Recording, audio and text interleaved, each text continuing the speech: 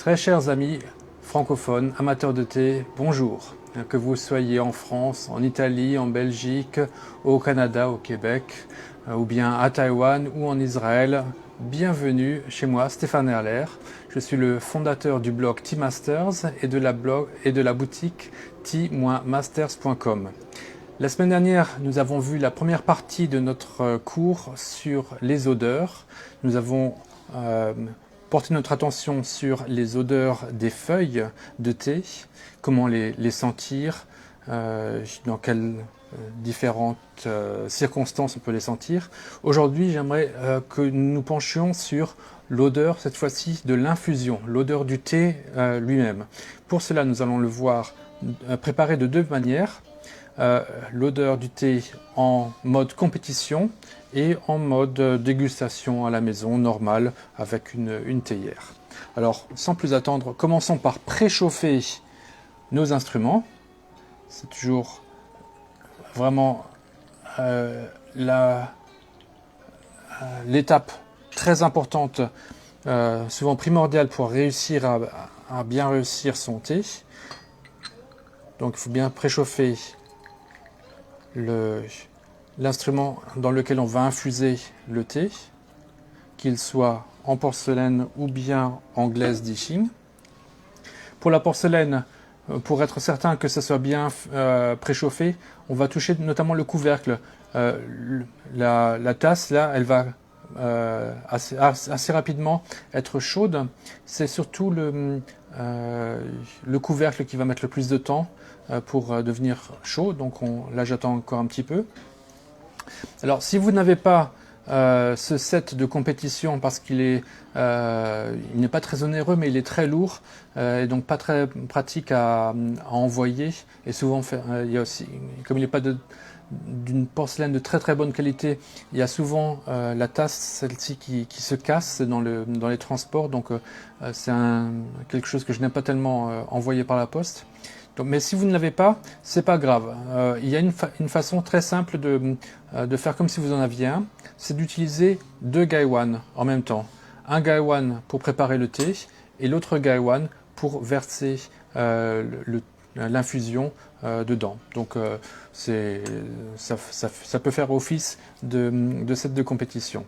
Donc là, je sens que maintenant la température est bonne. On va augmenter la température de l'eau pour qu'elle soit vraiment à ébullition. Donc on va d'abord infuser les feuilles, je n'ai pas besoin de les sentir. Beauté orientale impériale de l'été 2020. De mai 2020 en fait, il me semble. Voilà. C'est 3 grammes. Donc mode de compétition, 3 grammes exactement, que j'ai pesé avant le cours. L'eau, elle est à ébullition. Et celle-là, je vais par contre la verser sur les feuilles directement.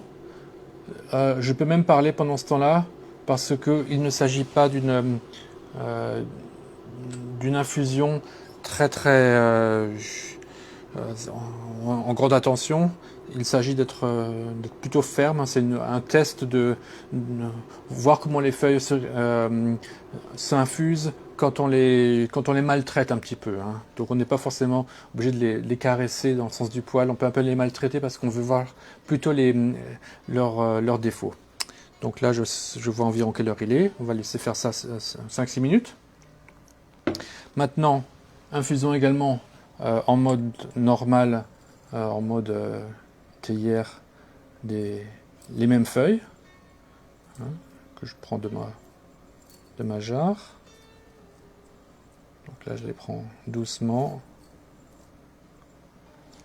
Voilà, pendant que je prépare, n'oubliez pas de mettre un petit pouce bleu, un petit like sous la vidéo, ça m'aidera. Celle de la semaine dernière a eu beaucoup de succès. J'espère que vous aimez la façon dont j'ai arrangé un petit peu le rideau pour ne pas avoir trop de lumière naturelle dehors, parce que ça avait tendance un petit peu à enlever les couleurs. Donc là, j'espère que les couleurs passent un peu mieux. Merci, bonjour Pierre-Alain. Donc là, je vais également mettre mes feuilles pour pouvoir l'infuser dans ma théière Juni Dishing, une belle Dishing.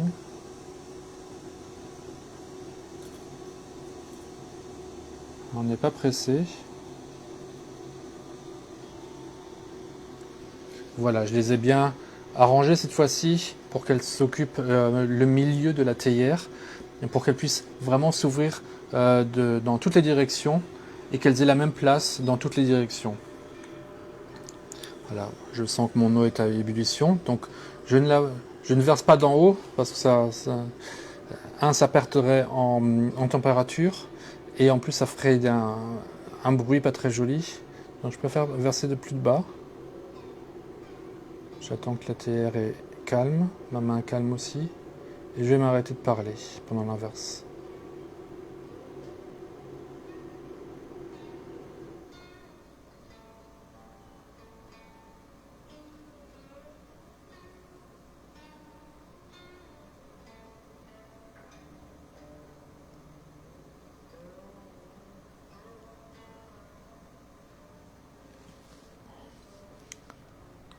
Par contre, je ne vais pas mettre d'eau par-dessus.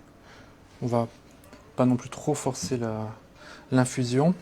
Donc ce que je fais, c'est un petit peu pas très orthodoxe de faire 2 infusions en même temps. C'est pour les besoins du cours, pour ne pas vous faire perdre trop de temps ce dimanche matin, que vous appreniez un maximum de choses en un minimum de temps.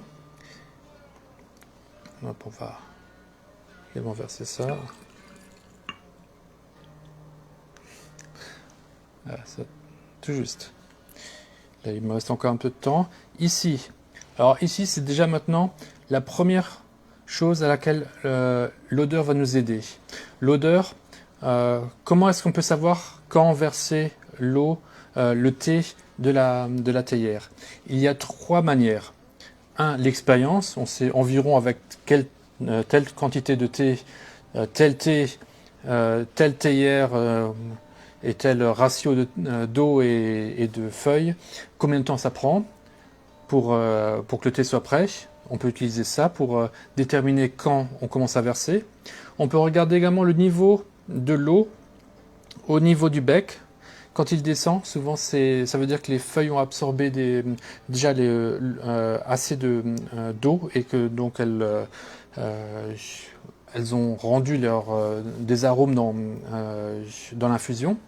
Mais on peut également utiliser son nez pour essayer de sentir l'odeur de thé qui émane de la théière, notamment par le bec et par le petit trou en haut du bouton. Et déterminer, tiens, maintenant, l'odeur m'indique que le thé est prêt et donc que je peux le verser dans les coupes. Bien sûr, on a encore la 4e méthode. Quand on commence un peu à verser dans la coupe et qu'on regarde la couleur de l'infusion, si la couleur est vraiment trop légère, ça veut dire que le thé n'est pas encore prêt et à ce moment-là, on ralentit un petit peu la verse. Mais là, vous avez vu que c'est bon, la couleur était bonne. Je fais pareil maintenant ici. Alors, forcément, dans notre infusion de compétition qui a duré plus longtemps, puisque nous l'avons commencé plus tôt, elle va être plus foncée. C'est normal. Parce que les juges ne cherchent pas à avoir la meilleure infusion possible, mais ils veulent avoir le maximum d'informations dans la coupe pour ne pas faire plusieurs infusions. En fait, les juges jugent la qualité d'un thé sur une seule infusion, alors qu'un thé, nous, avec une petite théière, on peut l'infuser 3, 4, 5, 6 fois en fonction de nos plaisirs et puis de combien d'arômes restent à chaque fois dans les feuilles. Mais donc c'est pour ça qu'il y a aussi un petit peu une différence d'appréciation entre le thé de compétition et un thé un peu plus classique. Et pour le thé de compétition, maintenant, comment on va le sentir? Bon, on peut déjà le sentir en restant assis, si on a un petit peu le flux d'air qui nous apporte les émanations de la tasse. Là, j'arrive déjà à sentir les odeurs, même sans rapprocher la tasse. Mais ce qui va vraiment être important pour le juge, c'est sa cuillère à soupe en porcelaine. Donc une cuillère à soupe chinoise en porcelaine émaillée, très important, parce que c'est maintenant je la trempe dans mon infusion. Je la trempe un certain temps pour que le thé vraiment aille s'agglutiner autour de l'émail et qu'il en reste un petit peu. Non, mais je la vide forcément cette cuillère et je vais sentir le dos de la cuillère. Pareil, même manière en 2 fois. Une fois première assez légère pour arriver à ne toucher que les récepteurs du devant du nez. Et la deuxième fois plus profonde pour toucher des récepteurs du nez un peu plus derrière et avoir un peu plus d'informations. Et ça c'est la façon de sentir l'infusion elle-même qu'ont les juges en premier. Alors, avec cela, parce que ce qui est intéressant, c'est que le thé maintenant est très très chaud. Tous les thés qui sont très chauds vont avoir des odeurs assez fortes. Ça c'est normal. Mais la qualité d'une infusion se juge surtout quand la température baisse.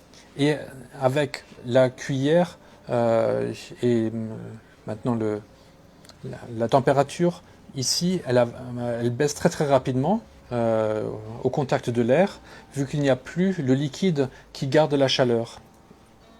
Et là, très rapidement, ayant la température qui baisse, on peut voir si les odeurs sont puissantes ou pas, si elles restent encore longtemps ou pas. Maintenant, entre-temps, nous avons également la température qui est un peu baissée dans les coupes. Je peux également commencer à la boire. Un petit rappel, on ne boit du thé environ à partir de 45 degrés Celsius. Il ne faut pas que le thé soit trop chaud, sinon ça va brûler vos papilles et au lieu donc vous abîmez vos papilles et donc elles sont incapables de vous donner toutes les informations que vous désirez. La température est légèrement supérieure à celle du corps. C'est une température très agréable. Et maintenant, vraiment chose étrange, je sens par la bouche. On pense qu'on ne sent que par le nez, mais non. Le sens de l'olfaction a également des récepteurs placés dans le palais qui nous permettent de sentir.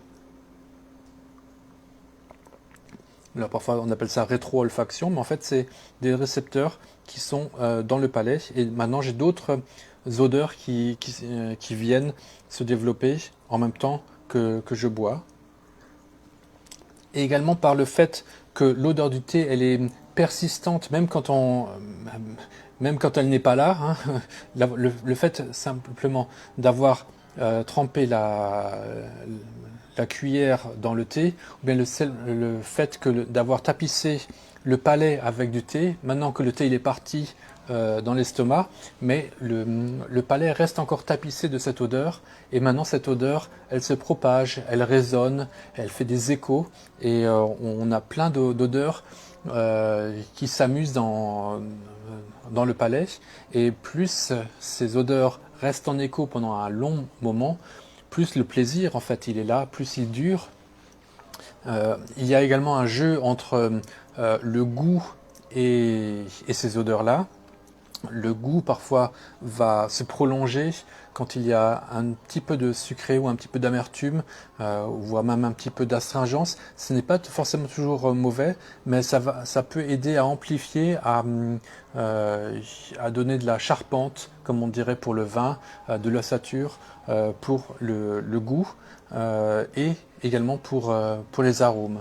Donc c'est là si vous avez fait des stages d'œnologie, de dégustation du vin, vous retrouverez les mêmes pratiquement le même vocabulaire et la même logique. Et c'est d'ailleurs une des raisons pour lesquelles j'ai commencé à boire le thé, parce que j'avais fait un peu d'œnologie en France, et quand je suis arrivé à Taïwan, ça me manquait. Il n'y a pas de vin ici, ou bien très très cher. Par contre, le thé, je retrouvais exactement les mêmes sensations. Et maintenant, on peut également utiliser la cuillère maintenant pour verser un petit peu dans une coupe notre infusion de compétition pour la déguster et la comparer avec celle qu'on a obtenue avec la théière.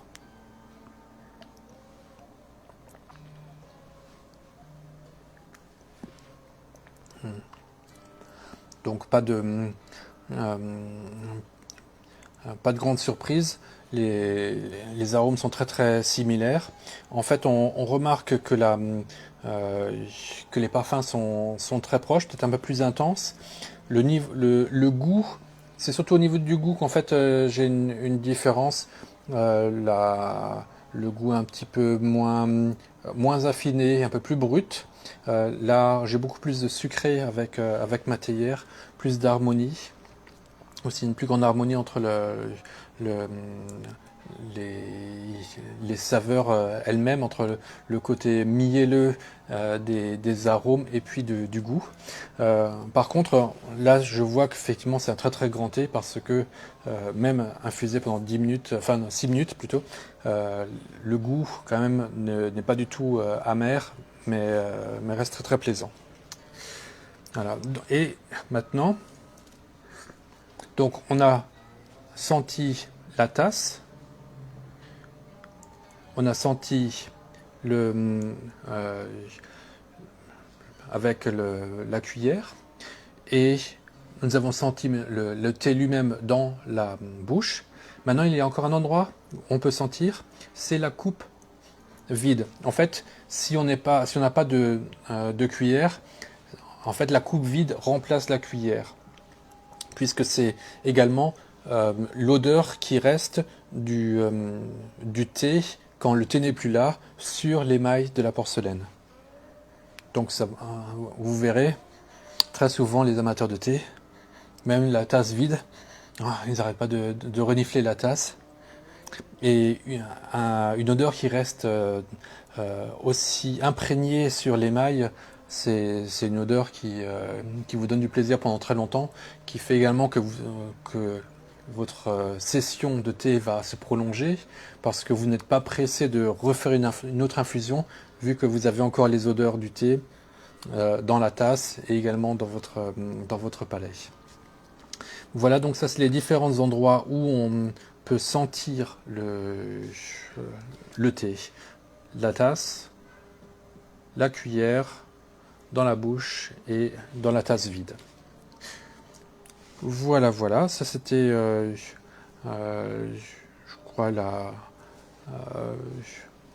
version un petit peu rapide pour vous montrer également en deux manières d'infuser, classique avec une théière et puis en mode de compétition. Donc j'espère que ce cours vous a plu et la semaine prochaine nous verrons également comment sentir maintenant les feuilles infusées. Qu'est-ce qu'on peut y sentir, comment on le fait, par exemple comme ça. Et donc ça va clore notre cours de 3 cours sur l'odorat en voyant également comment sentir les feuilles infusées après les infusions. Voilà, merci beaucoup. Mettez encore un petit pouce bleu et puis n'oubliez pas de me passer une petite commande sur Tea Masters et à la semaine prochaine.